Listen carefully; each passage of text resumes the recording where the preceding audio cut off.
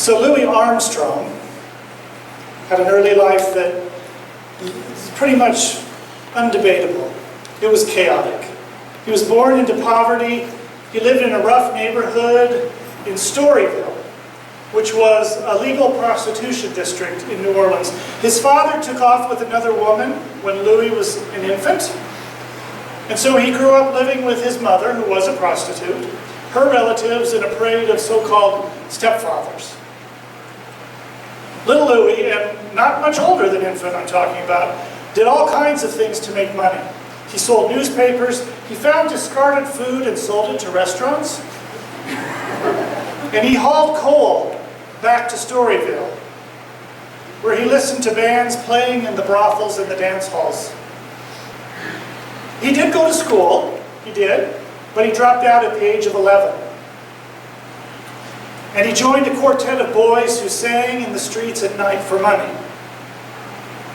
There was a musician at a local dance hall who taught him to play the cornet by ear. But it wasn't long before Louis was sent off to the New Orleans home for colored waifs after he was arrested for shooting blanks into the air from his father's pistol. One might not expect much to come from such a disorderly childhood, and yet we know that Louis Armstrong was one of the best, maybe the best, jazz musician ever. And instead of looking back at his youth as the worst of times, he drew inspiration from it. He once said, "Every time I close my eyes blowing that trumpet of mine, I look right into the heart of good old New Orleans. It has given me something to live for." Louis succeeded despite the chaos. But it's important to remember that he had some crucial points of stability in his life too. It was in the home for waifs that he met and studied under a Professor Peter Davis, who visited the home quite often to help instill discipline and provide musical training to the boys there. The home had a band, and Davis eventually made Louis the leader of it. He was 13 at the time. The band played around New Orleans, and Louis attracted attention with his skillful playing, and he became known. He was released from the home at age 14 and moved around from his mother's home to his father's home and back to the streets with their temptations. It looked like it was going to be one of those cycles that a person never breaks out of, and their human potential so often wasted. Then he got his first job in a dance hall where he got a mentor, Black Betty. And Black Betty became his protector and his guide. Louis also received some stability from a Lithuanian Jewish immigrant family who took him under their wing and gave him odd jobs at their junk hauling business. They treated him like family because they knew his circumstances. They fed him and they nourished him. Louis played in the city's frequent brass band parades and listened to older musicians every chance he got. He played in brass bands and riverboats in New Orleans and on riverboats up and down the Mississippi River. He continued, he was always listening, learning, playing. No matter what was going on around him in his life, he kept that focus. Mr. Armstrong survived the chaos of his life and even thrived because he discovered a talent. His was an extraordinary talent. And he found ways to grow it, to exercise it, and to build it. Always building. He created. And he didn't do it alone. He had a lot of help from other people along the way, people who saw his talent, saw his drive, and knew that they were hearing something special. And that was their own way of creating out of the chaos of their lives. They dreamed of something big, even if the dream didn't necessarily center on them. God dreamed something big before God laid the foundations of the cosmos. Then, from nothing, God created. Our scripture story tells us first that God created chaos. There was a formless void. Darkness covered the face of the deep. And then God took those building blocks and God continues to create. Since the moment of the Big Bang, our divine creator has been crafting a universe that astounds, astonishes, and even often confounds us. Much like good jazz music does. The jazz that Louis Armstrong played, and some of which you listened to on your way in this morning, is a lot like God's creative process. In some ways it may seem chaotic, that it has no rules, that the artist just does whatever he or she wants to do. But while jazz is certainly unlike many other forms of more formal music, it does have rules, or at least characteristics that have to be met in order to be considered jazz. One of those is syncopation. African music is the ultimate source of jazz, and it's polyrhythmic, meaning it uses two or more conflicting rhythms simultaneously. It is also syncopated, meaning that it avoids monotony by changing the accented beat from measure to measure. It's offbeat. It puts rhythmic stresses or accents in places where they may not usually occur, in places you might not expect them to be. Could you give us an example, Mike?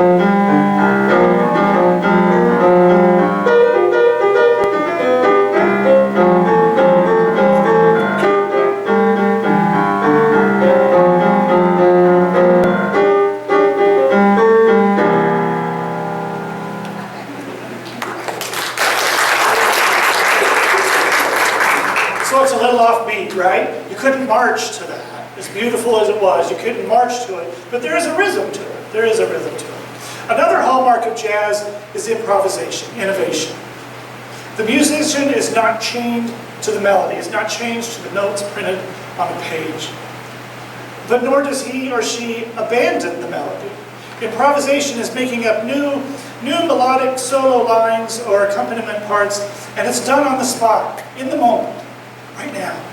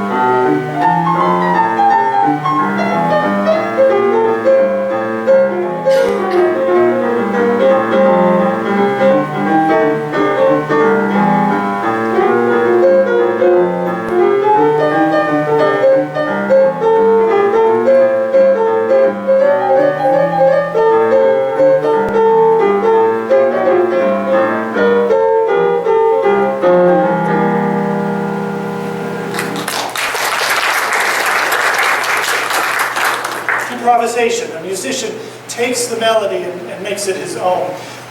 Improvisation can also mean having the skill to go with a mistake instead of against it. Hit a wrong key, blow the wrong note, sing flat when you didn't mean to. No problem. Go with it. Go with the flow. A quote out of Ken Burns' multi-part documentary about jazz was that the best improvisers don't make mistakes. Instead, they simply take unexpected turns. Jazz is also about being part of something bigger, about following along, being in sync with the other musicians, the other creators, if you will. You take what you hear and you improvise it as your own. sort of like an imperfect or maybe enhanced echo.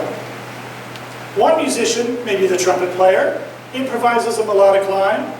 Then the other players, bassists, guitarists, pianists, trombonists, whatever, they follow along with that new melodic line while also making it their own. Now we've got just one musician to demonstrate that for us today. But Mike tells me that even one pianist has two hands. And the left hand might try to echo what the right hand is doing, or vice versa. And so maybe you can show us that.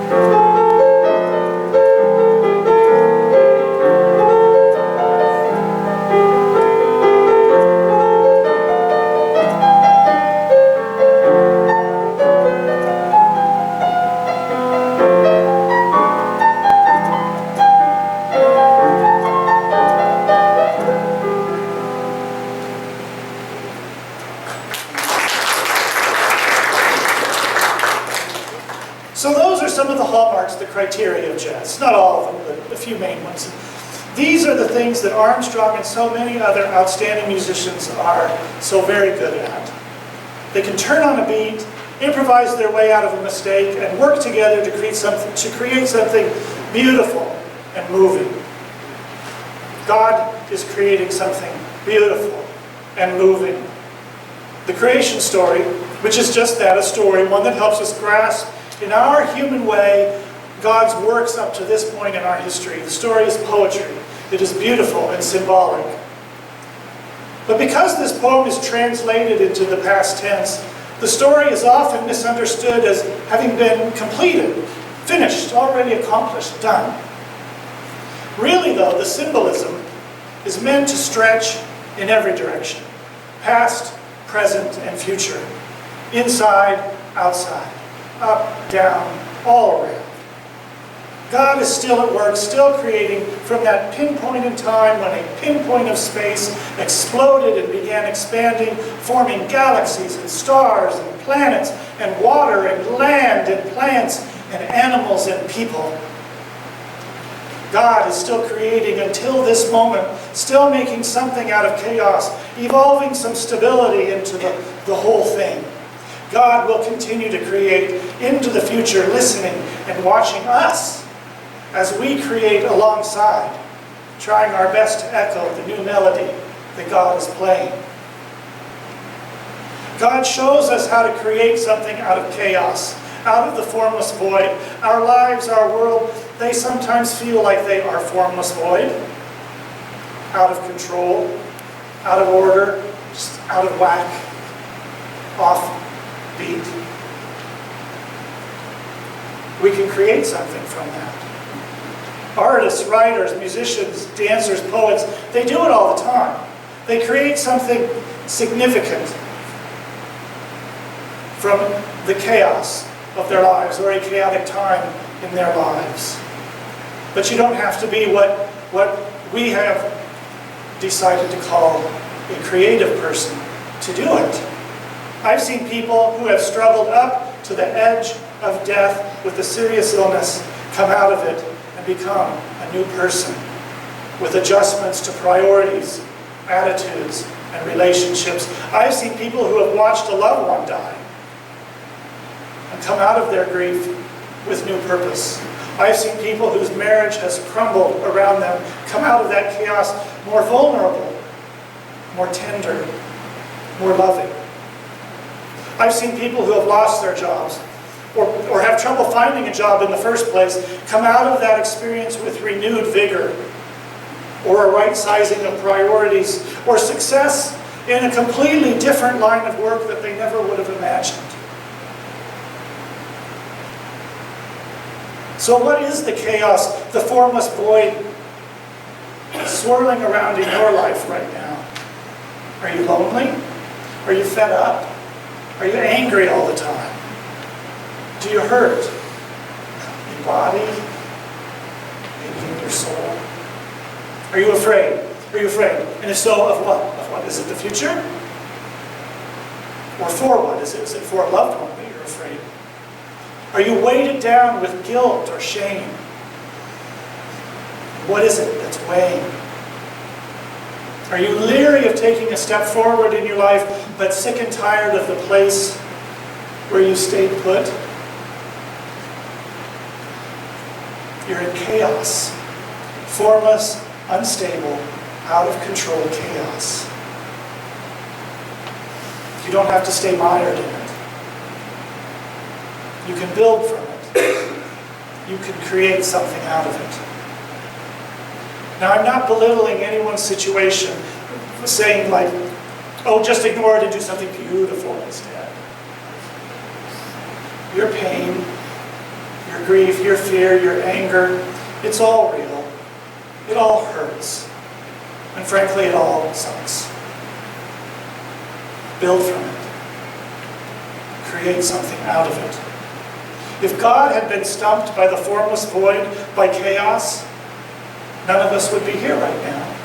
If Louis Armstrong had succumbed to a young life of disorder and disruption, we would not have his musical legacy to enjoy and to challenge us.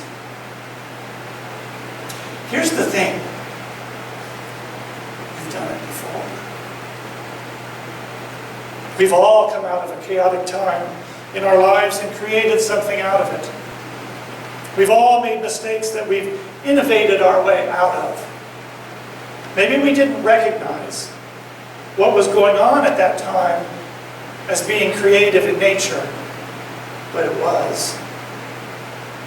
I challenge you this week, go home this week, and to think back to a time that you think was disordered and formless, a time in your life when it seemed like nothing would ever make sense again.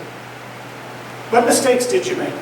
What were the seemingly insurmountable obstacles that you thought you would never get past?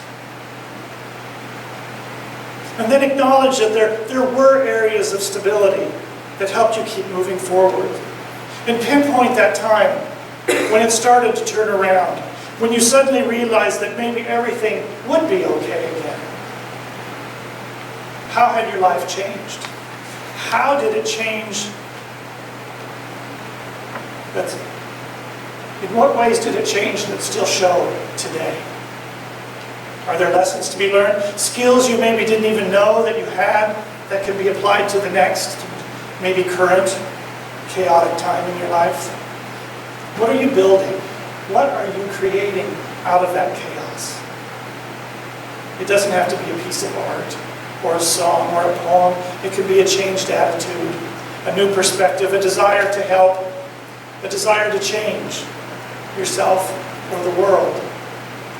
Maybe you want to help somebody else's beauty grow out of their chaos.